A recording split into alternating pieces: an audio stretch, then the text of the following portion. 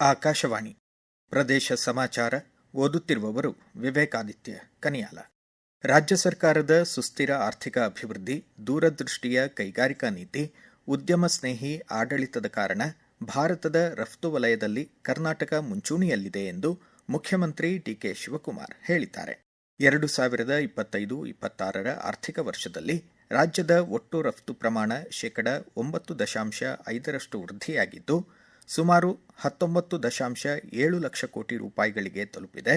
Software ಮತ್ತು ಸೇವಾ ವಲಯದ ರಫ್ತಿನಲ್ಲಿ ಕರ್ನಾಟಕ ನಂಬರ್ 1 ಸ್ಥಾನಕ್ಕೆ ಏರಿದೆ. ವಾಣಿಜ್ಯ ಉತ್ಪನ್ನಗಳ ರಫ್ತಿನಲ್ಲಿ ಕರ್ನಾಟಕ ದೇಶದಲ್ಲೇ 4ನೇ ಸ್ಥಾನ ಕಾಯ್ದುಕೊಂಡಿದೆ ಎಂದು ತಮ್ಮ ಎಕ್ಸ್ ಖಾತೆ ಮೂಲಕ ತಿಳಿಸಿದ್ದಾರೆ.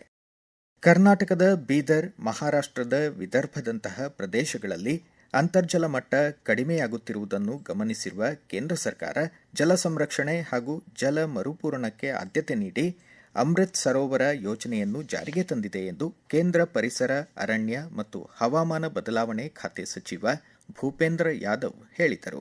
ಹೊಸದಿಲ್ಲಿಯಲ್ಲಿ ಇಂದು ಮರುಭೂಮೀಕರಣ ಮತ್ತು ಬರಗಾಲ ಎದುರಿಸುವ ವಿಶ್ವ ದಿನ 2026 ಕಾರ್ಯಕ್ರಮದಲ್ಲಿ ಪಾಲ್ಗೊಂಡು ಅವರು ಮಾತನಾಡಿದರು. ಪ್ರಕೃತಿಯೊಂದಿಗೆ ಬದುಕಿ ಮರ, ಅರಣ್ಯವನ್ನು ಪೂಜಿಸಿ ಗೌರವಿಸುವ ಕರ್ನಾಟಕದ ಸೋಲಿಗ ಸಮುದಾಯದ ಜನರ ಪರಿಸರ ಪೂರಕ ಚಟುವಟಿಕೆಗಳನ್ನು ಅವರು ಸ್ಮರಿಸಿದರು. ಜಾಗತಿಕ ಮಟ್ಟದಲ್ಲಿ ಹವಾಮಾನ ಬದಲಾವಣೆಯ ದುಷ್ಪರಿಣಾಮಗಳನ್ನು ನಿಯಂತ್ರಿಸಲು ರಾಜ್ಯ ಸರ್ಕಾರ ಸಿದ್ಧತೆ ನಡೆಸುತ್ತಿದೆ. ಇದಕ್ಕಾಗಿ ವಿಶೇಷ ರಾಜ್ಯ ಹವಾಮಾನ ಕ್ರಿಯಾ ಯೋಜನೆ ರೂಪಿಸಿದೆ ಎಂದು ಪರಿಸರ ವಿಜ್ಞಾನಿ ಡಾ ಪವಿತ್ರ ನಾಯಕ್ ತಿಳಿಸಿದ್ದಾರೆ. ದಾವಣಗೆರೆ ಜಿಲ್ಲಾ ಪಂಚಾಯತ್ ಸಭಾಂಗಣದಲ್ಲಿ ಪರಿಸರ ನಿರ್ವಹಣೆ ಮತ್ತು ನೀತಿ ಸಂಶೋಧನಾ ಸಂಸ್ಥೆ ಆಯೋಜಿಸಿದ್ದ ಹವಾಮಾನ ಬದಲಾವಣೆ ಕುರಿತಾದ ಕರ್ನಾಟಕ ರಾಜ್ಯ ಕ್ರಿಯಾಯೋಜನೆ ತಯಾರಿಕೆ ಕುರಿತ ಕಾರ್ಯಾಗಾರದಲ್ಲಿ ಅವರು ಮಾತನಾಡಿದರು. ಜಾಗತಿಕ ಶೂನ್ಯ ಇಂಗಾಲ ಹೊರಸೂಸುವಿಕೆ ಗುರಿಗೆ ಪೂರಕವಾಗಿ ರಾಜ್ಯದಲ್ಲೂ ಕಟ್ಟುನಿಟ್ಟಿನ ಕ್ರಮಗಳನ್ನು ಕೈಗೊಳ್ಳಲಾಗುತ್ತಿದೆ ಎಂದು ತಿಳಿಸಿದರು. ಪ್ರಧಾನಮಂತ್ರಿ ವಿಕಸಿತ ಭಾರತ ರೋಜ್ಗಾರ್ ಯೋಜನೆಯಡಿ ಉದ್ಯೋಗಿ ಮತ್ತು ಉದ್ಯೋಗದಾತರನ್ನು ಪ್ರೋತ್ಸಾಹಿಸುವ ಯೋಜನೆಗಳ ಸದುಪಯೋಗ ಪಡೆದುಕೊಳ್ಳಬೇಕು ಎಂದು ಇಪಿಎಫ್ಒ ಪ್ರಾದೇಶಿಕ ಆಯುಕ್ತ ನೀರಜ್ ಕುಮಾರ್ ತಿಳಿಸಿದ್ದಾರೆ. ರಾಯಚೂರಿನಲ್ಲಿ ಸುದ್ದಿಗೋಷ್ಠಿ ಉದ್ದೇಶಿಸಿ ಮಾತನಾಡಿದ ಅವರು, ನಾಡಿದ್ದು 19ರಂದು ನಗರದ ನವೋದಯ ವೈದ್ಯಕೀಯ ಕಾಲೇಜಿನಲ್ಲಿ ಸಂವಾದ ಕಾರ್ಯಕ್ರಮ ಆಯೋಜಿಸಲಾಗಿದೆ ಎಂದರು. ಪ್ರಧಾನಮಂತ್ರಿ ನರೇಂದ್ರ ಮೋದಿ ಅವರು ವರ್ಚುವಲ್ ವೇದಿಕೆಯ ಮೂಲಕ ರೋಜ್ಗಾರ್ ಫಲಾನುಭವಿಗಳನ್ನು ಉದ್ದೇಶಿಸಿ ಮಾತನಾಡಲಿರುವ ಸಂವಾದ ಕಾರ್ಯಕ್ರಮದ ಕುರಿತು ಪ್ರದೇಶ ಸಮಾಚಾರಕ್ಕಾಗಿ ಹೆಚ್ಚಿನ ಮಾಹಿತಿ ನೀಡಿದ್ದಾರೆ. ಇಪಿಎಫ್ ಕಚೇರಿ ಅನುಷ್ಠಾನ ಅಧಿಕಾರಿ ಶರಣಬಸವ ವೈ.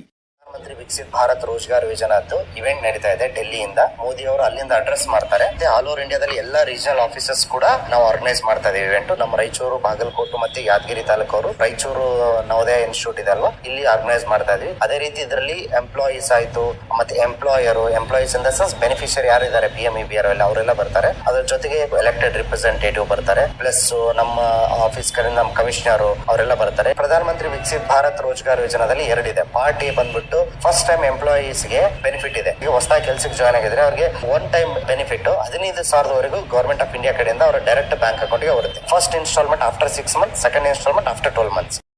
ಕರ್ನಾಟಕ ರಾಜ್ಯ ಅನುಷ್ಠಾನದ ಹಂತದಲ್ಲಿರುವ ಅತ್ಯಧಿಕ ಪವನ ವಿದ್ಯುತ್ ಸಾಮರ್ಥ್ಯಕ್ಕಾಗಿ ರಾಷ್ಟ್ರೀಯ ಮಟ್ಟದ ಪ್ರಶಸ್ತಿಯನ್ನು ಪಡೆದುಕೊಂಡಿರುವುದು ಸಂತಸ ಹಾಗೂ ಹೆಮ್ಮೆಯ ವಿಷಯವಾಗಿದೆ ಎಂದು ಇಂಧನ ಮತ್ತು ಪ್ರವಾಸೋದ್ಯಮ ಖಾತೆ ಸಚಿವ ಕೆಜೆ ಜಾರ್ಜ್ ಹೇಳಿದ್ದಾರೆ. ಖೇಲೋ ಇಂಡಿಯಾ ಉಪಕ್ರಮದಡಿ ರಾಜ್ಯದಲ್ಲಿ ಪ್ರತಿಭಾನ್ವಿತ ಕ್ರೀಡಾಪಟುಗಳನ್ನು ಆಯ್ಕೆ ಮಾಡಿ 1 ವರ್ಷದ ಅವಧಿಗೆ ತರಬೇತಿ ನೀಡಲಾಗುತ್ತದೆ. ರಾಯಚೂರು ಜಿಲ್ಲೆಯಲ್ಲಿ 12ರಿಂದ 18 ವರ್ಷ ವಯಸ್ಸಿನ ಕ್ರೀಡಾಸಕ್ತ ಬಾಲಕ ಹಾಗೂ ಬಾಲಕಿಯರ ಆಯ್ಕೆಗಾಗಿ ನೋಂದಣಿ ಪ್ರಕ್ರಿಯೆ ನಾಡಿದ್ದು 19ರಂದು ಬೆಳಗ್ಗೆ 10 ಗಂಟೆಗೆ ನಗರದ ಮಹಾತ್ಮ ಗಾಂಧಿ ಕ್ರೀಡಾಂಗಣದಲ್ಲಿ ಆಯೋಜಿತವಾಗಿದೆ ಎಂದು ಯುವ ಸಬಲೀಕರಣ ಮತ್ತು ಕ್ರೀಡಾ ಇಲಾಖೆ ಸಹಾಯಕ ನಿರ್ದೇಶಕ ಈರೇಶ್ ನಾಯಕ್ ತಿಳಿಸಿದ್ದಾರೆ.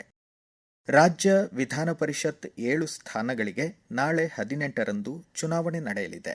ಕಾಂಗ್ರೆಸ್ 5, ಬಿಜೆಪಿ 2 ಮತ್ತು ಜೆಡಿಎಸ್ 1 ಸೇರಿ ಒಟ್ಟು 8 ಅಭ್ಯರ್ಥಿಗಳನ್ನು ಕಣಕ್ಕಿಳಿಸಿದೆ.